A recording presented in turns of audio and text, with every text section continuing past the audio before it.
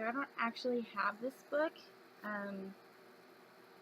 but it's a neat historical fiction that I found online, so I'm just going to use my iPad.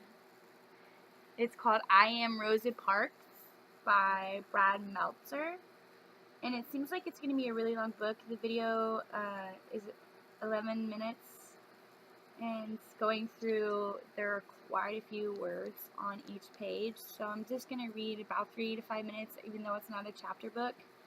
Well, we'll just see how it goes. It says, I am Rosa Parks.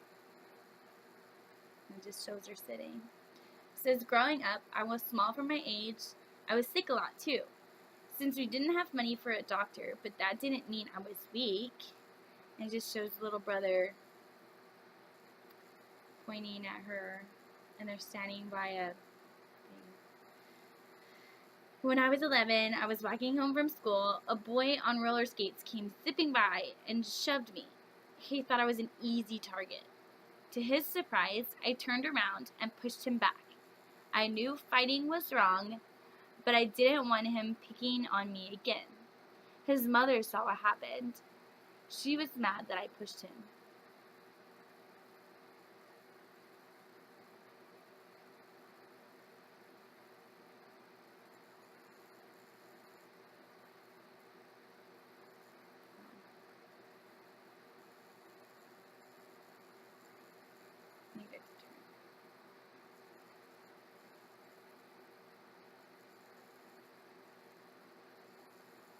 Okay.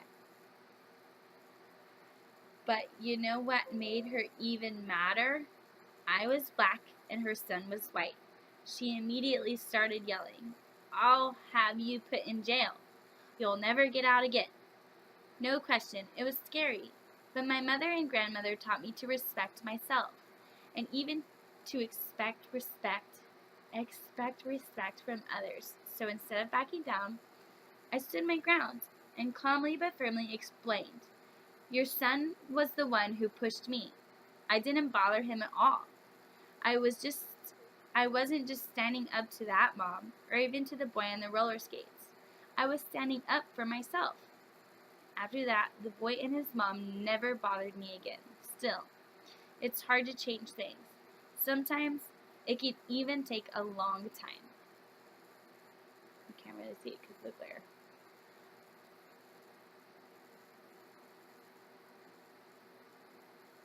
Back then, if you were black, you were treated unfairly just because of the color of your skin. You weren't allowed to live in the same neighborhood as a white person, eat in the same restaurant, ride the same elevator, or use the same bathroom. You couldn't even drink from the same water fountain. One was marked for whites and the other for colored. When I was little, I used to wonder if white water tasted different from colored water. I even wondered if colored water came in lots of colors. But it didn't. The only difference was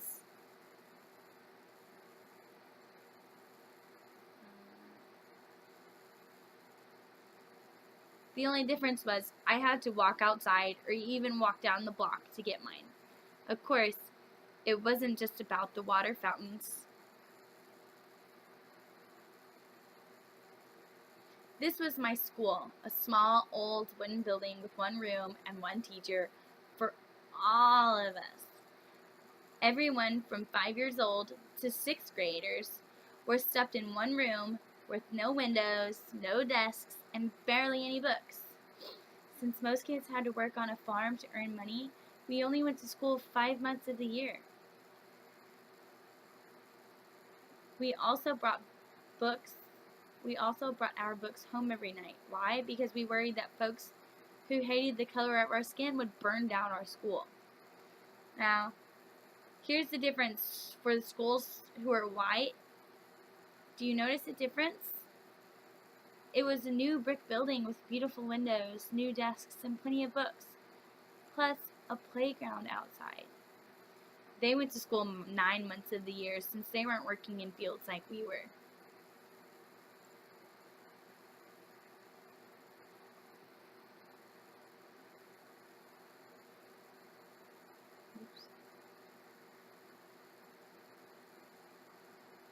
sorry, I'm having technical difficulties. Also, if you were black, you had to walk to school. If you were white, you got to take the bus. But the worst part was, when I'd walk home with my brother, the kids on the bus would throw trash at us. It made me feel horrible. But there were no civil rights back then. The only solution was to move off of the road. And really, what kind of solution is that? As I got older, things didn't change much. One winter, I was waiting for the local city bus. If you were black, you had to ride in the back. If you were white, you got to ride up front. On that day, the back of the bus was packed.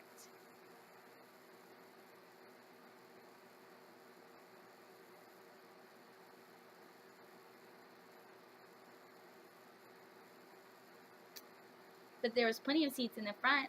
I was just trying to find a place to sit, but as I entered through the front of the bus, "What do you think you're doing? You need to get off the bus and use the back door. Only whites can come in the front." But I'm already in. I tried to explain that there was no room to get in through the back. The driver didn't care. He wanted me off the bus. He grabbed me by my coat sleeve. I dropped my purse near the front of the door. To pick it up, I sat in the front seat, a white seat. And that made the driver even madder than ever. "That's it. Get out. Get off my bus." That's what he called it, my bus. As if it were his. The bus wasn't his, though. It belonged to all of us.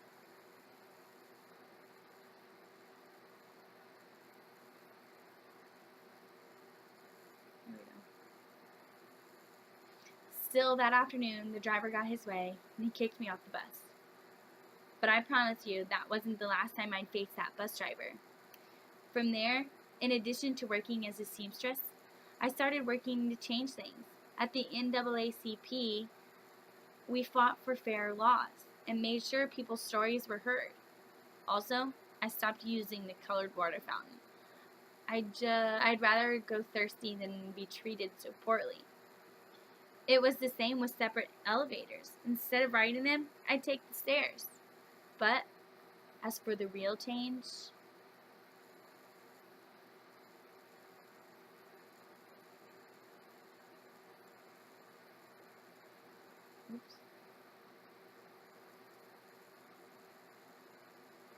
even I didn't know what was coming.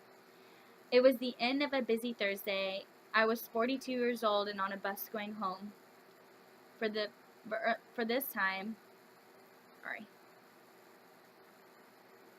This time I was sitting in the first row of seats that were allowed for black people. There was one man next to me and two women across from me.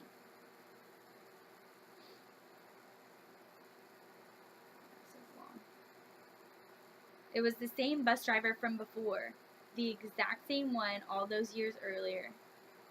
At the third stop, a few white people got on, filling the rest of the empty seats. There was one white person left standing, and told us in our row,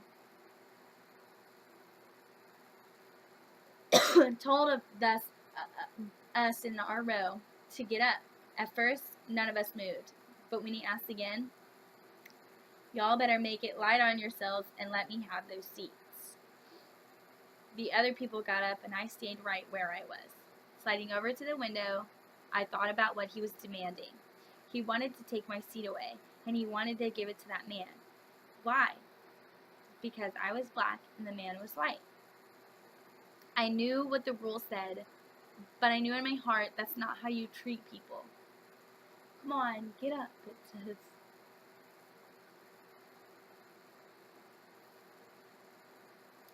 Without a doubt, the driver was mad, but I never lost my cool. I never raised my voice. People say that the reason I refused to give up my seat was because I was tired, and I was, but it wasn't the kind of tired that came from aching feet. The only tired I was tired of giving in.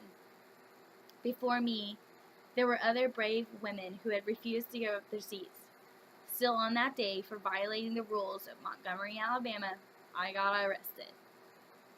But by standing up for myself, I guess I'll just finish it.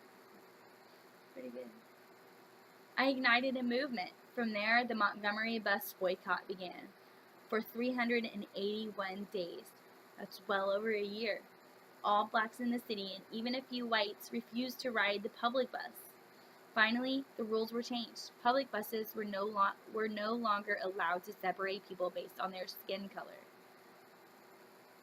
That was only the beginning. Eventually, we were allowed to drink from the same water fountains, ride the same elevators, and yes, go to the same schools.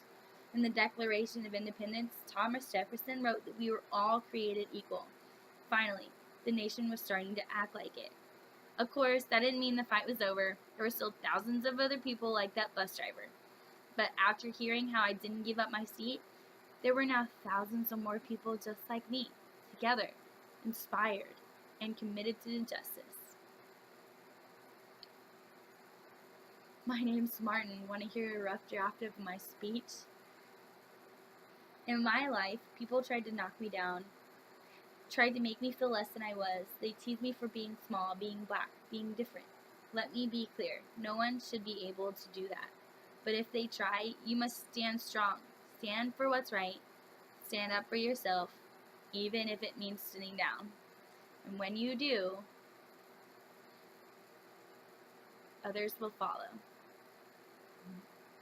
It says, what's that medal? It's the Congressional Gold Medal. It's one of the government's highest honors. George Washington got one too. Cool. Now can I say hooray? Go for it. Hooray! Little kids' bubble dialogue. And it shows a museum exhibit. I am Rosa Parks. I'm not a politician or a president or an actor or a famous business owner. I'm just an ordinary person. But I'm also proof that there's no such thing as an ordinary person. I hope you'll always stand up for yourself, and I hope you'll remember that we're all in this together. The end. It was really cute. It was a really nice book.